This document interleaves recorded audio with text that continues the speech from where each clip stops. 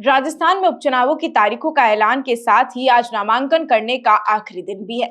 बता दें कि कई ऐसे नामों की घोषणा हुई है जिनकी उम्मीद पहले से थी, लेकिन कुछ ऐसे भी नाम हैं जिनकी शामिल है जिनकी उम्मीद किसी ने भी नहीं की थी। बता दें कि उपचुनावों के लिए कांग्रेस की सूची में सबसे चौंकाने वाला नाम था पूर्व आईपीएस सवाई सिंह चौधरी की पत्नी डॉक्टर रतन चौधरी का। चौंकाने वाला इसलिए भी था क्योंकि उनके पति ने महज 13 महीने पहले दिल्ली में बीजेपी ज्वाइन की थी। अब रतन चौधरी हनुमान बेनीवाल का गढ़ माने जाने वाले खिंवसर से कांग्रेस प्रत्याशी हैं। वहीं पत्नी को टिकट मिलते ही सवाई सिंह ने बीजेपी से इस्तीफा दे दिया है। दरअसल हनुमान बेनीवाल और सवाई सिंह चौधरी के बीच सियासी रंजिश का काफी बड़ा इतिहास रहा है। कई बार दोनों के समर्थकों भी आपस में भिड़ चुके हैं। हालांकि कुछ दिन पहले तक सवाई सिंह चौधरी का नाम कांग्रेस आरएलपी गठबंधन की संभावनाओं में संयुक्त प्रत्याशी के तौर पर भी आ रहा था। बाद में पीसीसी चीफ गोविंद सिंह डोटासरा के बयान से गठबंधन की सभी अटकलों को विराम लग गया था। आइए आपको इनके इतिहास से रूबरू करवाते हैं। बता दें कि सवाई सिंह चौधरी नागौर विधानसभा के सिनौद गांव के रहने वाले हैं। इनके गांव से हनुमान बेनीवाल के बरन गांव के बीच की दूरी महज 4 किलोमीटर है। सवाई सिंह के पिता महराम चौधरी एक बार प्रधान और साल 1980 से 1985 तक स्वर्गीय चौधरी चरण सिंह की पार्टी जनता पार्टी सेकुलर से एक बार नागौर सीट से विधायक भी रह चुके हैं।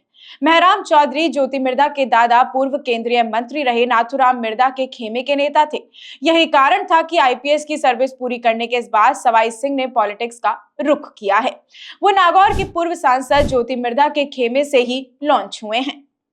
साल 2018 के विधानसभा चुनाव में कांग्रेस ने सवाई सिंह चौधरी को खिंवसर से हनुमान बेनीवाल के सामने उतारा था। ज्योति मिर्धा ने इस चुनाव में सवाई सिंह को जिताने के लिए कोई भी कसर नहीं छोड़ी थी। चुनाव प्रचार के दौरान कई बार कांग्रेस और बेनीवाल समर्थकों में आमने सामने टक्कर के हालात भी बने थे। हनुमान बेनीवाल ने चुनाव 16,948 वोटों से जीत लिया था। हालांकि इस चुनाव में यहां पहली बार कांग्रेस ने बेनीवाल को जोरदार टक्कर दी थी। साल 2019 में हनुमान बेनीवाल बीजेपी गठबंधन के साथ नागौर लोकसभा सीट से कांग्रेस प्रत्याशी ज्योति मिर्धा को हराकर आरएलपी के सांसद बन गए थे। ऐसे में खिंवसर सीट पर उपचुनाव होने थे। बेनीवाल ने उपचुनाव में बीजेपी गठबंधन के साथ अपने छोटे भाई नारायण बेनीवाल को आरएलपी प्रत्याशी बनाकर मैदान में उतार दिया था। वहीं कांग्रेस ने पिछले चुनाव में प्रत्याशी सवाई सिंह चौधरी का टिकट काटकर पूर्व मंत्री हरेंद्र मिर्धा को अपना प्रत्याशी बना दिया। इसके चलते ज्योति मिर्धा और सवाई सिंह चौधरी समर्थकों में नाराजगी देखने को मिली। हालांकि हरेंद्र मिर्धा भी 4,630 वोटों से यहां पर चुनाव हार गए थे।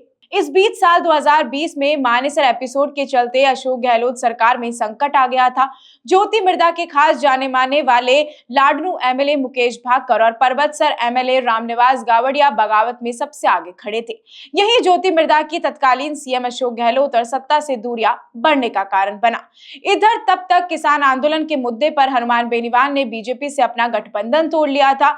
अब बीजेपी को नागौर में हनुमान को घेरने के लिए बड़े जाट चेहरे की जरूरत थी। वहीं कांग्रेस में बदली परिस्थितियों में ज्योति मिर्धा और सवाई सिंह चौधरी को भी बीजेपी में खुद के लिए भविष्य साफ तौर पर नजर आ रहा था।